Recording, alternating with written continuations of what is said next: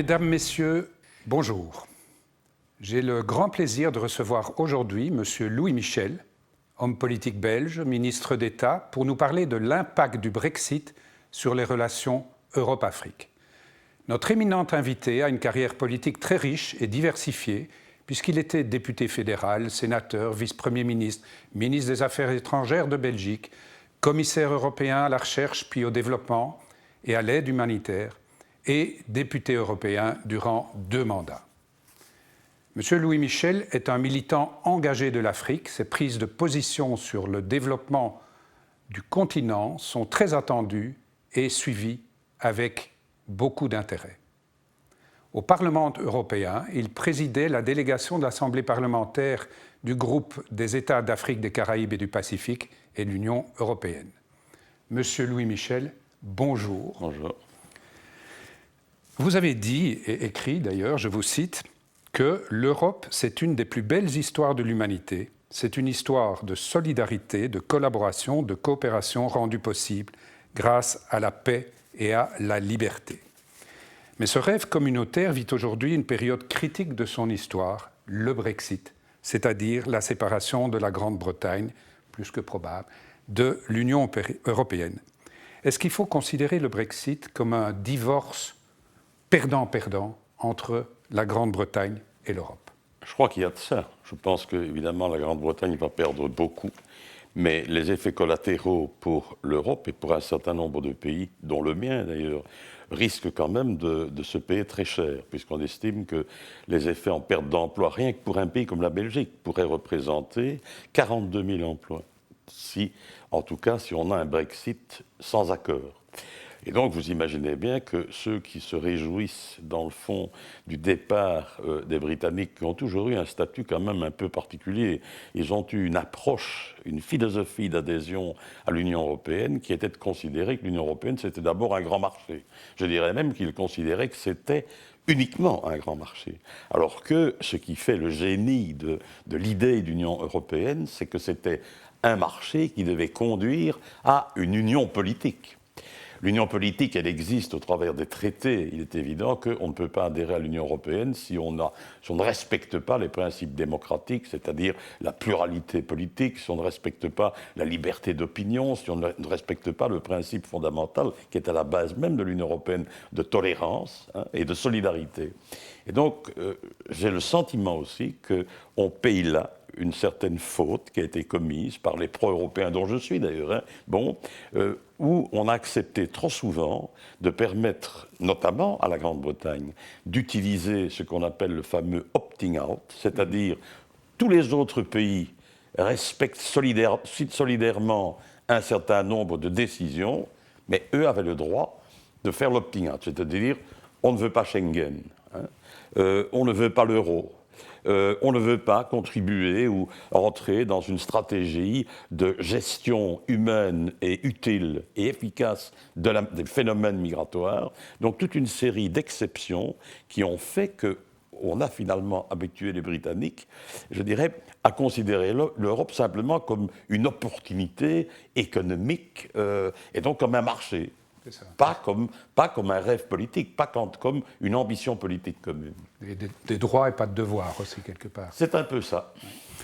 En fait, du coup, on pourrait se dire que s'il y a ce départ potentiel des Britanniques, du point de vue européen, face à ce partenaire qui était un peu frileux, on ressent déjà des perspectives de relance. On reparle un peu de la défense européenne, quand même un projet qui a jamais suffisamment vu le jour, et on le voit avec ce qui se passe maintenant avec les Kurdes, comme on est très absent, et étonnamment aussi une certaine discrétion pour le moment des europhobes, que ce soit de Matteo Salvini à Marine Le Pen.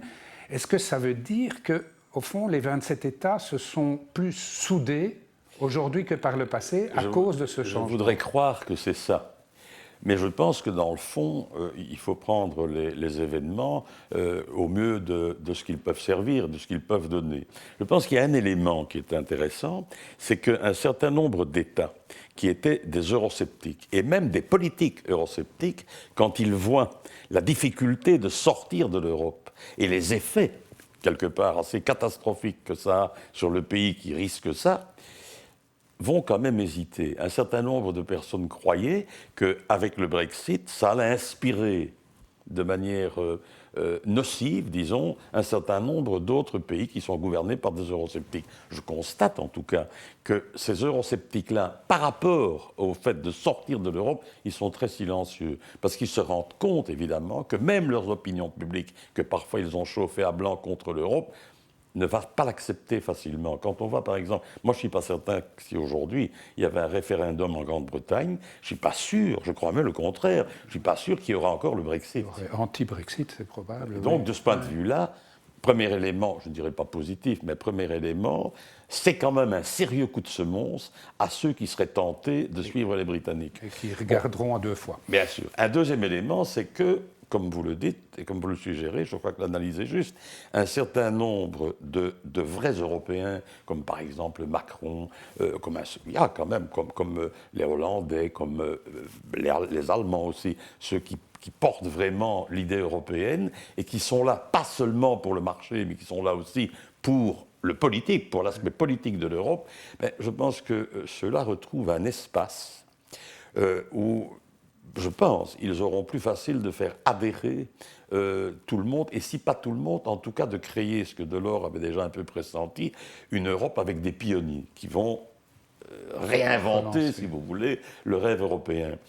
Et je crois fort dans cette stratégie-là. Je pense que si, par exemple, les pays de l'eurozone décidaient d'avancer ensemble, sous forme, ça existe, hein, les moyens dans le traité existent, sous forme par exemple de coopération renforcée, c'est-à-dire on décide à un certain nombre d'avancer plus vite, de faire plus, de céder plus de sa souveraineté pour un certain nombre de politiques, je pense que les autres seraient condamnés à suivre. Je vais vous donner un chiffre que j'ai d'ailleurs produit dans le livre que j'ai écrit, dont le titre est évidemment significatif, l'Europe plus que jamais. Si vous prenez tous les grands défis devant lesquels tous les pays du monde même auxquels ils sont confrontés, vous constatez que l'Europe a une plus-value colossale. On ne peut plus, aujourd'hui, il n'y a plus de puissance. Il n'y a plus aucun pays qui peut être considéré comme une puissance en Europe. L'Allemagne est un grand pays, mais ce n'est plus une puissance à l'échelle du monde. La France est un grand pays, mais ce n'est plus une puissance à l'échelle du monde. La Grande-Bretagne, qui était obsédée par son statut de puissance, ce n'est pas une puissance. Ils ne peuvent pas affronter les grands défis tout seuls. Donc on le fait plus. Et alors je vais vous donner un chiffre, et puis vous m'interrogerez, mais je ne voudrais pas oublier de donner ce chiffre. Vous savez quel est le coût annuel ? Je le dis, c'est très important, annuellement, nous perdons 1 milliard.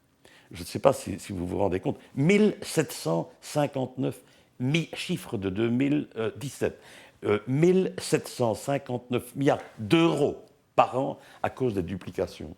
Et à cause qu'on n'intègre pas les politiques européennes, c'est-à-dire que si on avait par exemple une politique de l'énergie, si le marché commun était achevé, si on avait une politique dans tout ce qui est communication, nouvelles technologies, etc., à peu près dans tous les domaines, quand on le fait ensemble, on gagnerait au total 1759 milliards. Si vous comparez ça, si vous comparez ça, par exemple, au budget annuel de l'Union européenne, c'est à peu près, c'est 15 fois moins. Donc je ne sais pas si vous imaginez à côté de quoi on passe.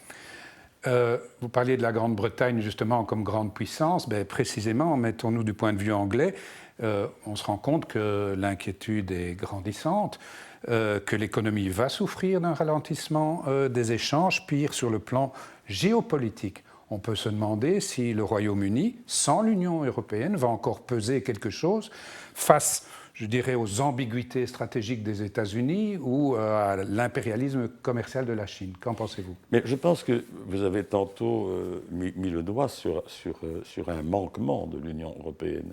Si aujourd'hui l'Union européenne, qu'est-ce qui manque à l'Union européenne pour être une hyperpuissance ? On estime aujourd'hui qu'il n'y a plus qu'une seule hyperpuissance, ce sont les États-Unis. Ce qui manque à l'Union européenne, c'est une puissance commerciale, c'est une puissance économique, c'est une puissance politique.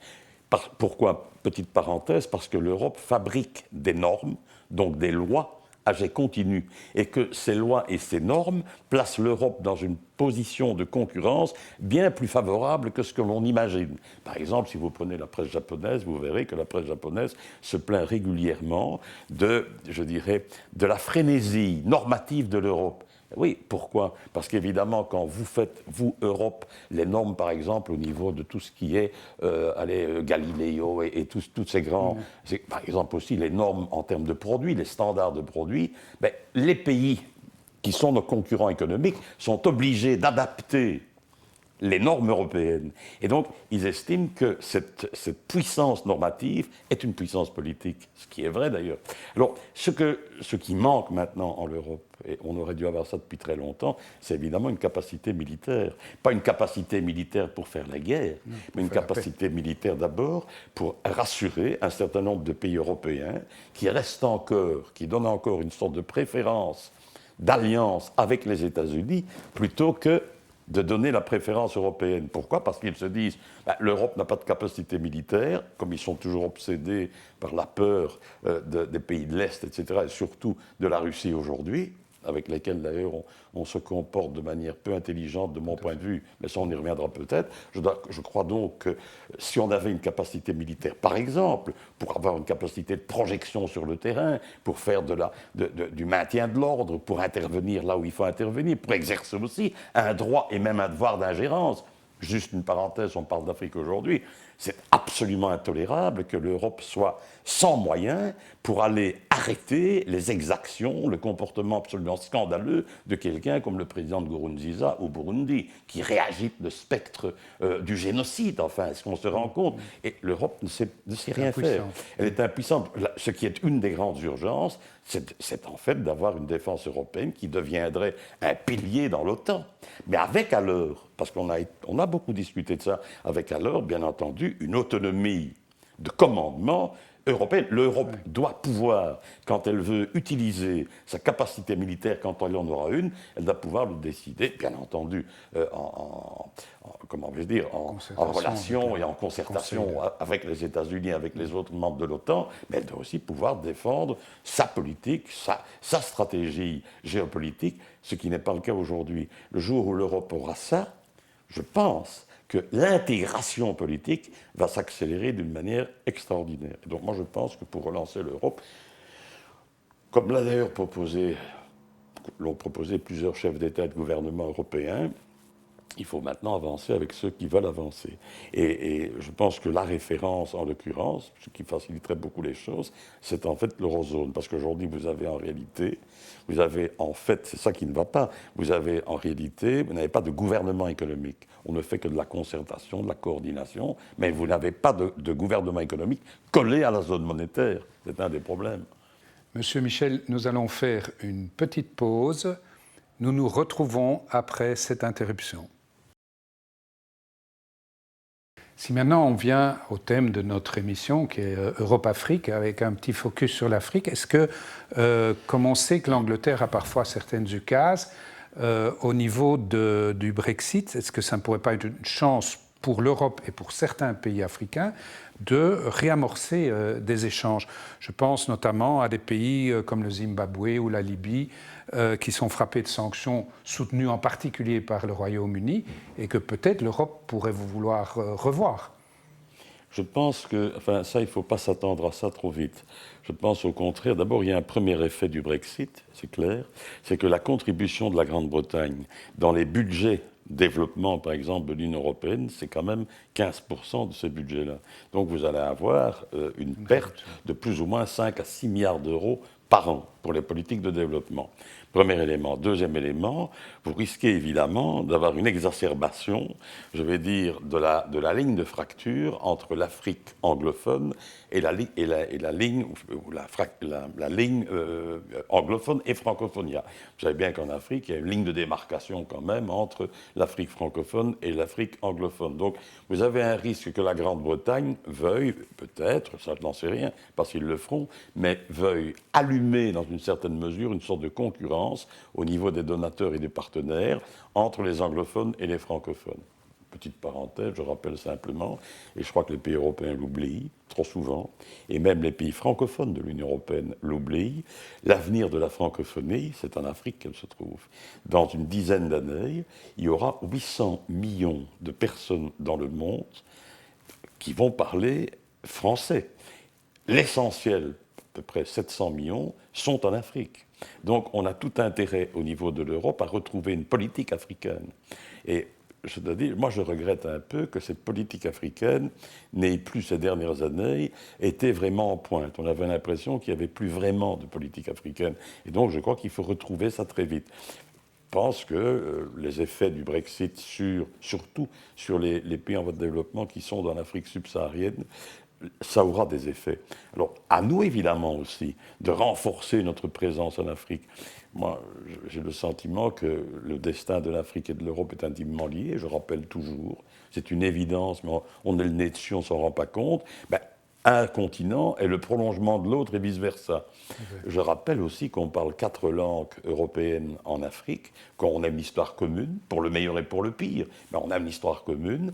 Et notre pays, moi, la Belgique, il est assez bien placé pour en parler, puisque nos relations avec la RDC, avec le Burundi, avec le Rwanda, c'est quand même des relations historiques qui sont importantes.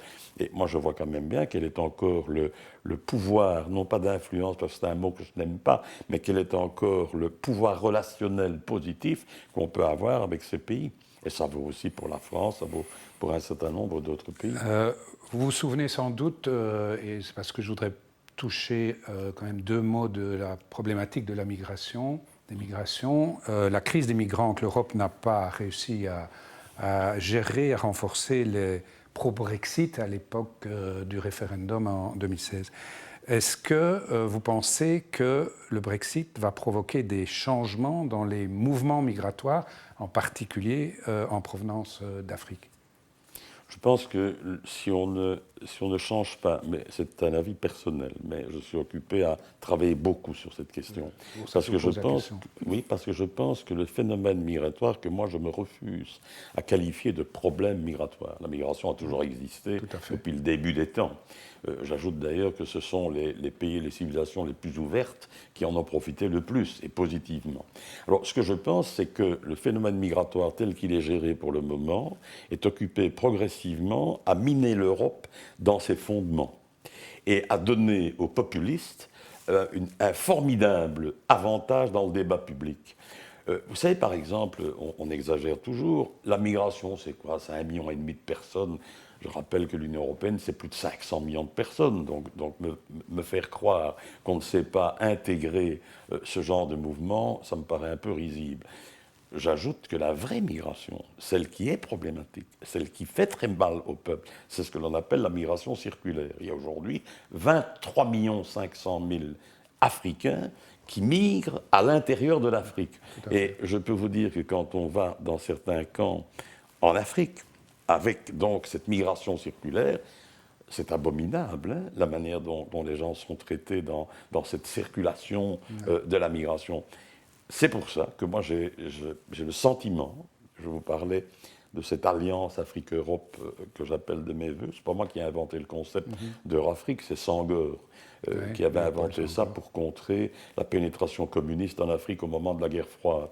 Je pense qu'ici on avait le courage de débattre et de négocier une zone de libre-échange Afrique-Europe. Je rappelle que ça représenterait 1,8 milliard de citoyens. Ouais. Ça représenterait un marché colossal. Ça représenterait un échange naturel de connaissances, de technologies, etc. Et sans doute aussi, ça provoquerait par osmose une sorte de transfert de gouvernance, de transfert vertueux de gouvernance. Si vous liez à ça, si vous dites on fait cette zone, et si vous liez à ça une plus grande flexibilité et une plus grande organisation des flux migratoires, bon, parce que ce n'est pas en fermant les frontières, ce n'est pas en mettant des barbelés qu'on va régler cette question, on le voit bien. Et donc, je pense que l'Afrique exploserait économiquement et l'Europe retrouverait une véritable dynamique au niveau économique. Et vous auriez alors des jeunes d'Europe et des jeunes Africains qui viendraient, les Européens iraient travailler là-bas. En fait, on élargit. Une sorte de gigantesque marché unique. Ah, bien entendu. Et on peserait pour le meilleur sur le monde entier. Très bien. Voilà. Et je pense que si on ne va pas vers ça, le phénomène migratoire risque petit à petit de défigurer tantôt, vous avez eu la bonté de me citer, mais risque de défigurer cette idée politique de génie, qui pour moi est la plus belle, une des plus belles idées politiques et du siècle, et même des temps modernes, qui est l'Union européenne. Donc voilà, moi je pense qu'il faut maintenant avoir l'audace des grands rêves et des grandes ambitions. Je vous rejoins. Est-ce que, si on revient de nouveau sur l'Afrique, vous dites qu'il y aura une différence entre, en termes d'impact, l'Afrique francophone et l'Afrique anglophone. On sait que les membres du Commonwealth se posent pas mal de questions. Theresa May avait fait son périple africain en promettant de refaire des miracles en Afrique et de redynamiser le Commonwealth. Il y a quand même 19 États africains qui en font partie. Est-ce que vous y croyez? Ça va être difficile. Je pense que ça va être très difficile. Et c'est peut-être aussi une opportunité pour les Européens de reconstruire, je vous en ai parlé il y a 2 minutes, mais de reconstruire une vraie relation politique entre l'Afrique et l'Europe. On a quand même des outils qui existent. L'Union africaine est un calque parfait des institutions européennes. La grosse différence, c'est qu'ils n'ont pas les mêmes moyens humains que l'Union européenne a. L'Union africaine ne dispose pas, évidemment, de 25 000 fonctionnaires au niveau de la Commission, ne dispose pas des milliers de fonctionnaires au niveau du Conseil, ne dispose pas de 5 à 6 000 maintenant collaborateurs des parlementaires européens. Donc, mais toutes les institutions existent. Je dirais même que l'Union africaine a fait plus raisonnable que nous, puisque nous avons un commissaire par pays. Eux n'ont que 10 commissaires. Donc il y a déjà une intégration institutionnelle à ce niveau-là.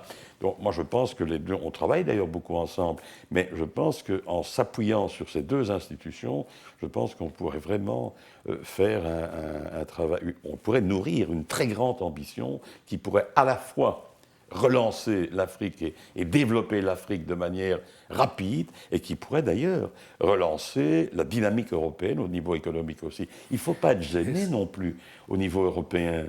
Pourquoi est-ce que les entreprises européennes n'auraient pas le droit d'avoir des partenariats économiques en Afrique? Maintenant, quand on voit ça, quand on entend une entreprise qui travaille en Afrique, tout de suite, c'est le soupçon. Mais je pose une question impertinente. Est-ce qu'en termes de standards sociaux et de standards droits de l'homme, par exemple, ou droits humains, est-ce que les entreprises européennes sont plus ou moins bien équipées et par rapport à ces questions-là que la Chine ou que la Turquie, qui est aussi très présente maintenant en Afrique? J'ai quand même l'impression que les standards européens sont plutôt plus rassurants. Monsieur Michel, une autre observation, c'est que la compétitivité de la Grande-Bretagne va peut-être un peu baisser. Ils ont une importance moindre aujourd'hui en Afrique qu'avant. Des chiffres, ils sont passés en termes d'importation d'Afrique de 7 à 2%.